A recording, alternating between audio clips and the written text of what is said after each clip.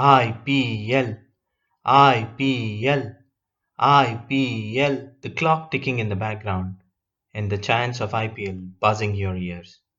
That is a sign of a premier T20 tournament coming your way. Well, this is a special episode dedicated to IPL.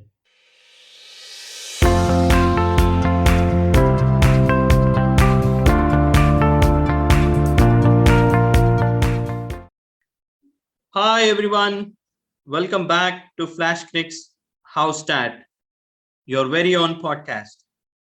I'm Sridhar, your host.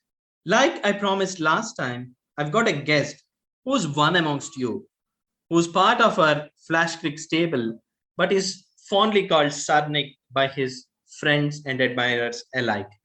Presenting to you my very good colleague from UK, Nick. Nick, welcome back to the show, and it's great to have you. Thank you, Sridhar. Thank you. And today we are going to concentrate on the four teams that finished in the bottom half of last year. Let's start with Rajasthan Royals, not just because they are royally invaded by the Brits, but also because they finished 8th last season. Well, for me, the biggest problem they had was trying out different opening combinations. They had as many as 5 different opening combinations last year. But this year, they have scrapped all that. They've got very good friends of Nick in their stable right now, Josh Butler and Ben Stokes. And a little bit tells me that Nick has both of those lads practicing together. Nick, are you going to send them as openers this time? I think Ben Stokes is somebody who should probably come in around 3 or 4. And he's just coming back into a bit of form after some family problems, as we're all aware, about his father, offences back in England. So he's had an awful lot on his mind, and I think he's just coming round to getting back into some decent nick. Josh himself, well, Josh is a singular cricketer, isn't he? I mean, he can play all round, literally 360 degrees, and he's got such power in his wrist. So there's not a lot he can't do. So it's probably best to give him as much as the strike from ball one. So yeah, that's where I'd be going. Sanju Samson is going to be their new captain.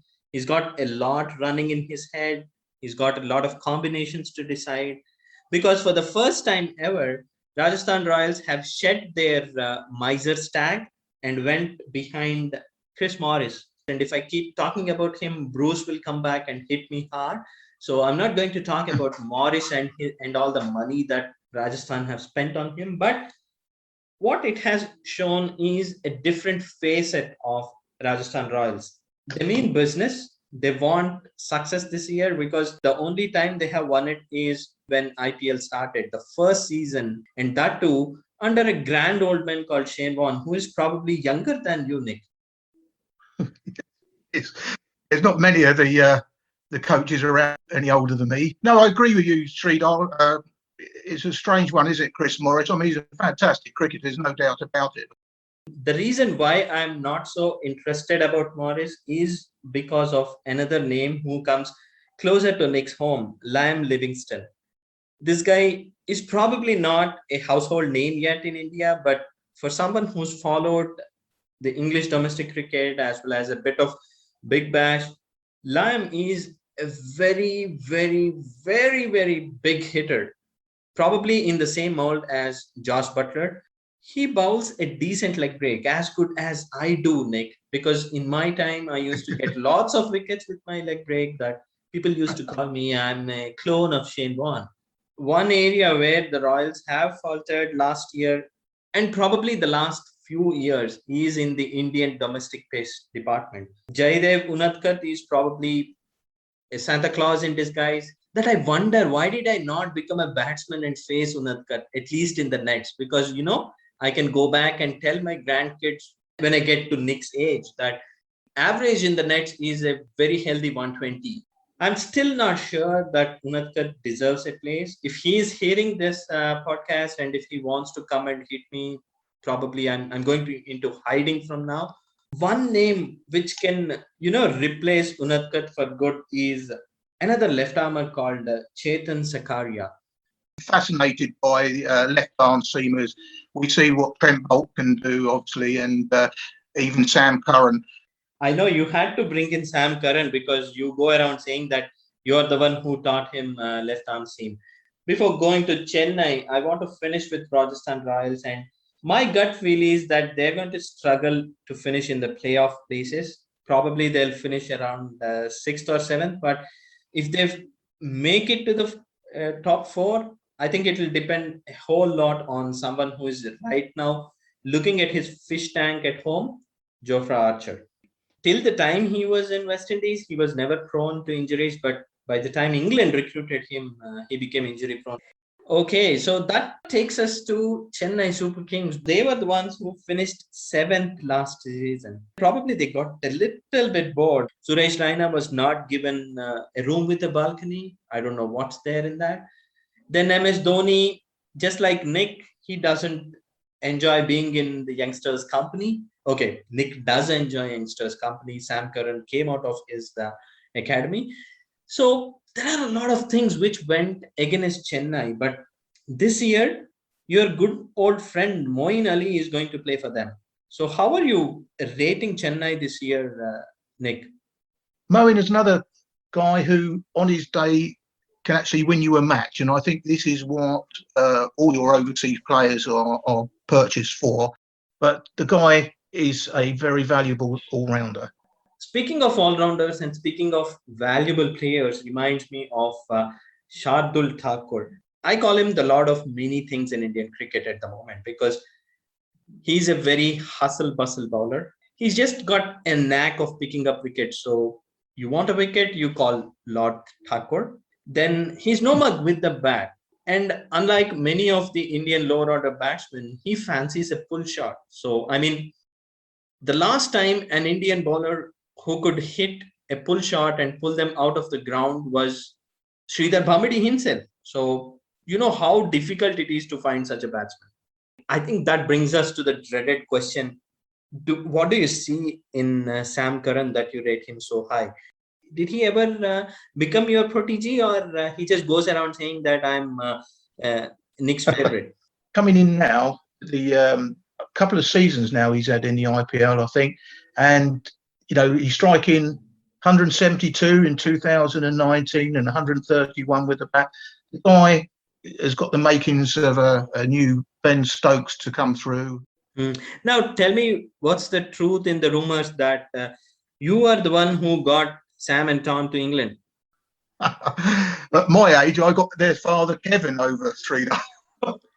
I know you have a very, very soft corner for the two kids you got to England, but they seem like a non-fit in this dad's army because they're young. And another guy who breaks this mold is Hari Shankar Reddy, a very young guy from India, from close to my place. So I'm waiting for that day when Hari Shankar Reddy wins the man of the match and speaks in my native tongue, so that at FlashCric's I'll be the only one who understands what he speaks. I don't see Chennai doing any better than last year. They have been the dad's army last season, and unfortunately they remain the same. Yeah, no, I agree with you, Sridhar. I mean, I like young Sam Curran. I think he's got some good potential, but I totally agree with you. That takes us from extreme south of India to the extreme north of India, all the way to Punjab, where the former Kings 11 Punjab have renamed the side. They were the 2014 edition runners up. They never had done anything worthwhile. So why not change the name? They got David Malan, another guy from England who just loves scoring runs. And they have KL Rahul, Chris Gale, Nicholas Puran, Mohammad Shami, Chris Jordan, who's probably of the same age as Nick, and a very young Shah Rukh Khan.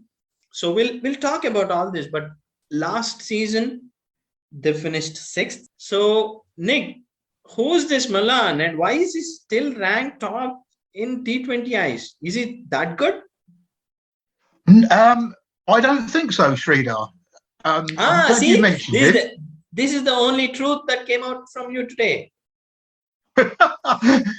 What concerns me is that I don't think, ironically, that the T20 is his format. He's not the guy for me.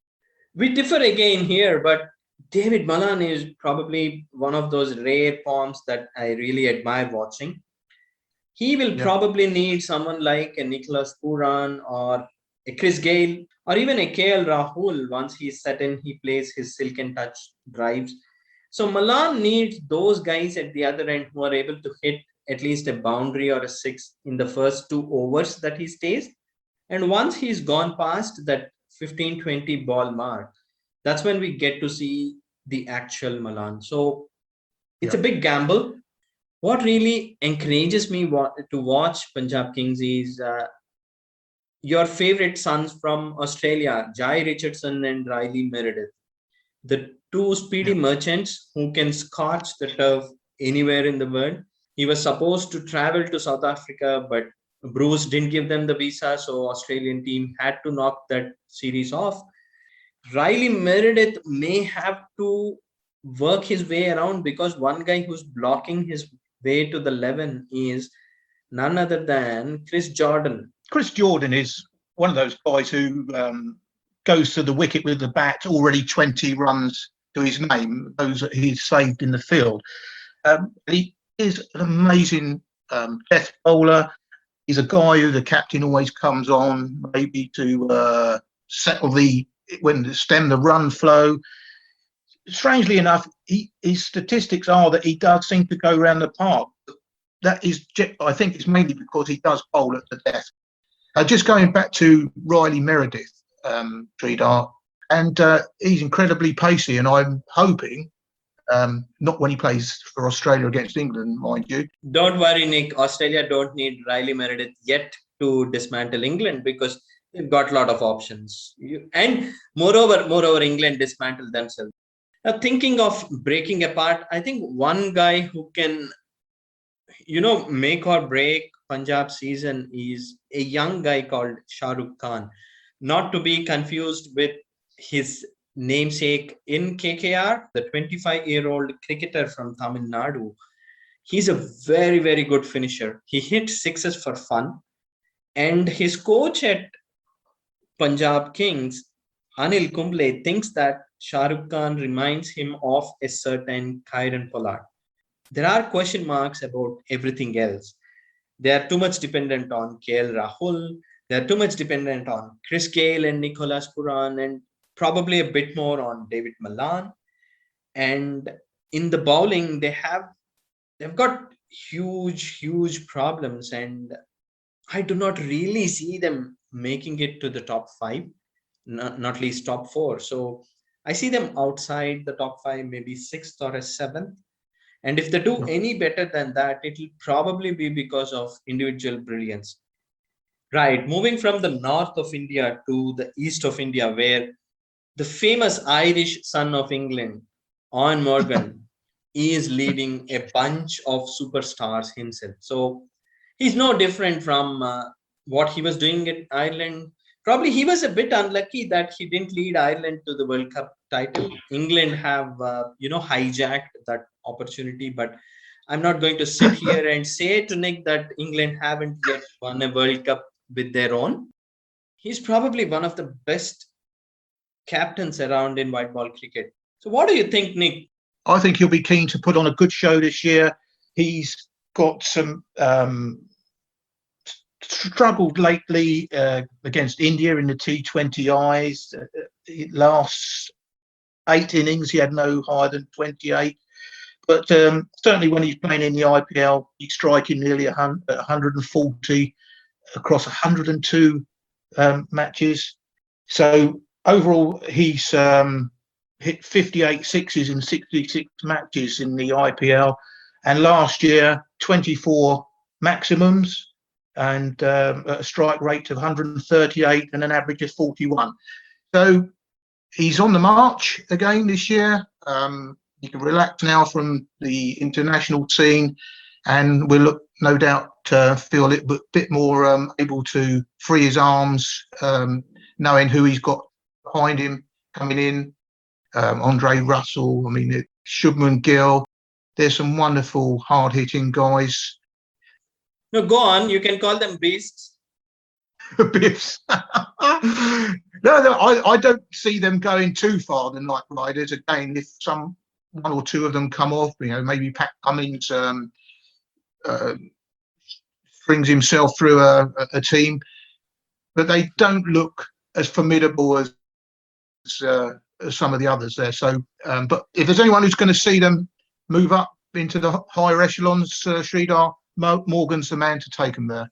Morgan is going to be the man who will see that. But Morgan has got a lot on his plate, not least selecting 4 foreign players, because he's got himself, he's got Sunil Narine, he's got Andre Russell, he's got Shakib Al Hasan, he's got Pat Cummins, Lockie Ferguson, and I'm not even talking about Ben Cutting. So he's got a lot, many options on the plate. And sometimes I wonder if KKR is going to be that one side. No matter which 11 they play, people will always say they are playing the wrong team. I'm looking at Pat Cummins, Lockie Ferguson, and probably Andre Russell as going to be their key game changer.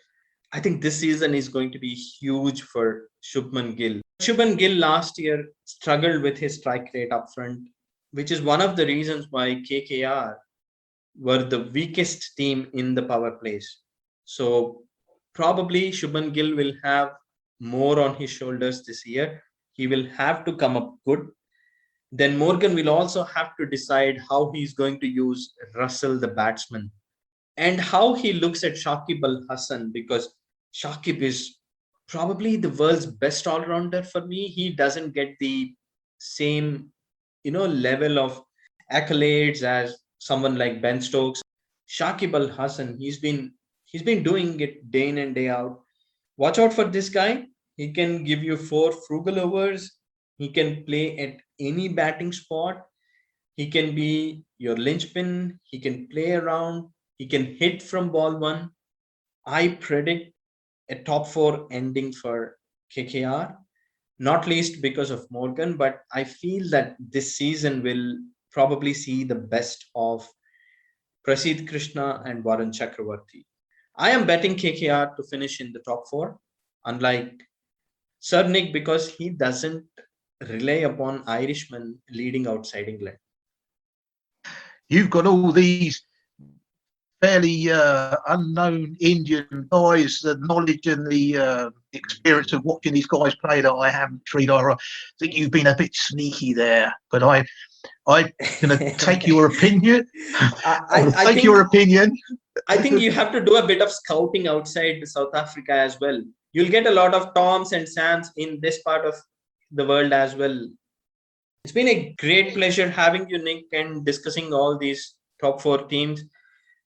It's been likewise wonderful experience hearing about all the prospective England players who are going to do well in IPL. Next time when I have you on show, Nick, I would want you to speak about the South Africans, probably about Alex Hales, because Alex Hales to Chennai Super Kings was an April Fool prank started by our very own Aaron, and it went so viral that even some of the biggest fans of CSK are now planning to check with the management whether they're going to buy Alex Hales. So that's going to be the biggest news coming out of Chennai in the next couple of weeks. But the next couple of weeks for us is going to be IPL. The IPL is going to be huge. It's going to be huge for you. It's going to be huge for all our commentators. Do join us for every match. Enjoy the sessions and keep hearing to our podcast. Thank you very much.